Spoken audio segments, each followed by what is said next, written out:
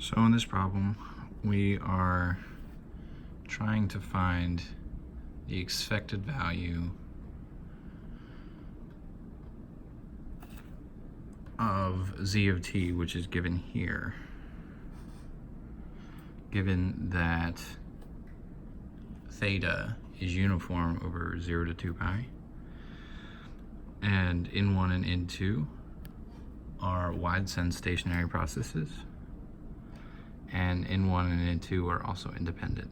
So right off the bat, we know that the expected value of N1 is a constant, and we'll call that N1, and the expected value of N2 is a constant, and we'll call that N2. It's a constant because it's part of the definition of the WSS. So getting into it, the expected value of z of t is equal to the expected value of plug in z of t.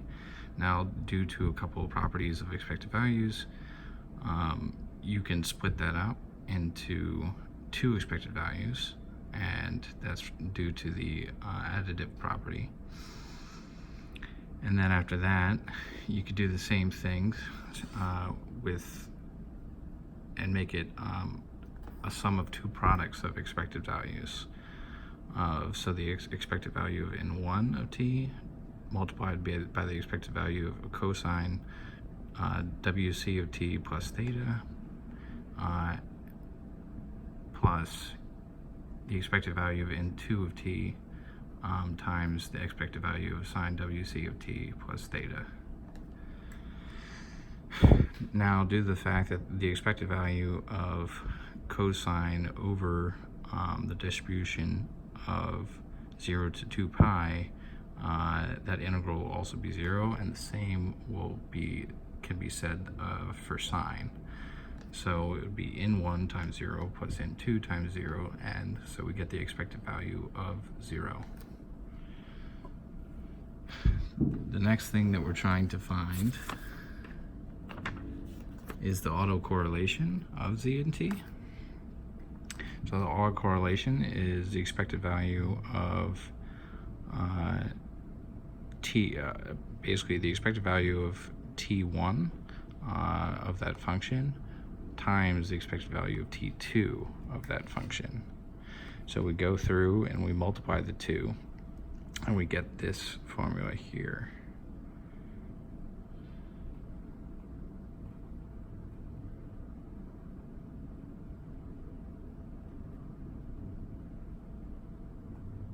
So after looking at that, we can see that we can make it an autocorrelation of variable tau, because we have the N1s grouped with both T1 and T2. And we could do the same thing over here with autocorrelation of tau of N2 with both T1 and T2.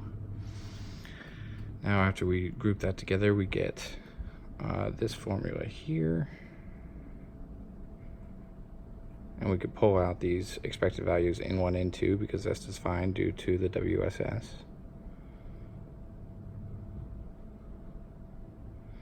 Now we apply some half angle formula, and we get to this formula here.